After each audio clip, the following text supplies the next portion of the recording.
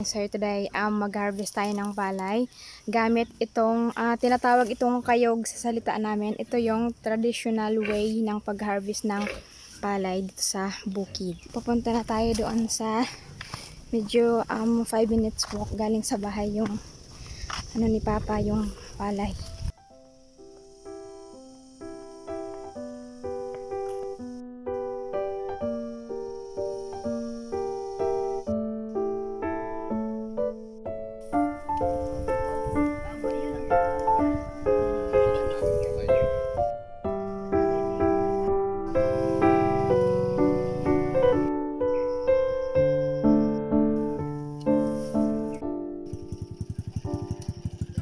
Ayan guys, dito na tayo sa uma para mag-ani na tayo.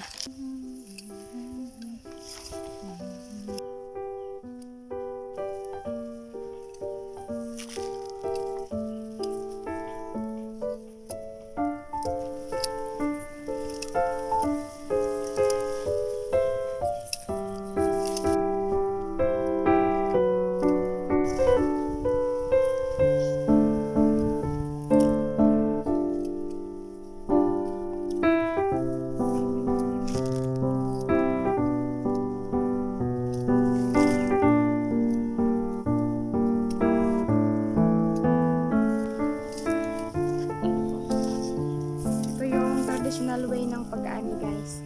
Wow! Bisaya Yung kami. tinatawag na organic. Inihaw na isda. Tapos ito yung kanin mo. Napakasarap. Wow!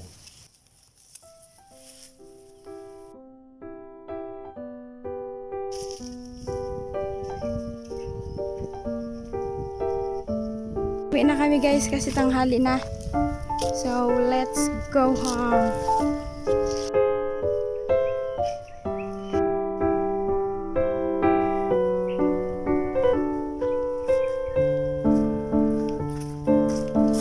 So, pagkatapos mag-ani ay kuskusin natin yung palay. Yan yung hindi ko alam kung anong tawag sa Tagalog nito, but sa aming salita ay kuskusin. And then, pagkatapos kuskusin ay alapan yung palay para ma-separate yung mga hindi ko alam. Yung ma-separate yung meron pang uhot sa wala nang uhot. Yan. And then, yung upa ay ma-separate din.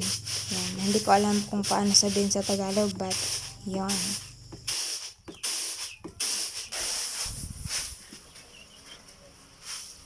So, napagod ako magtahip. Iwan, hindi ko alam kung anong Tagalog nun.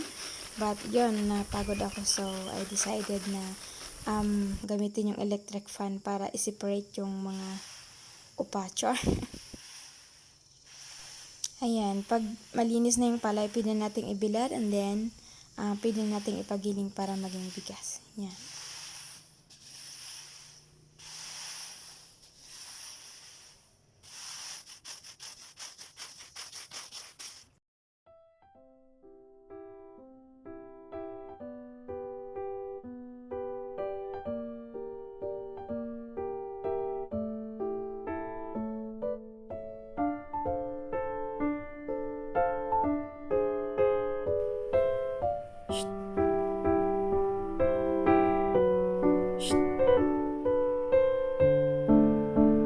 Ning!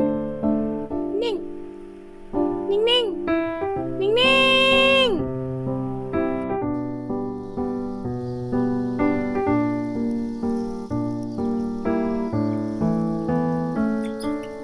Agoy!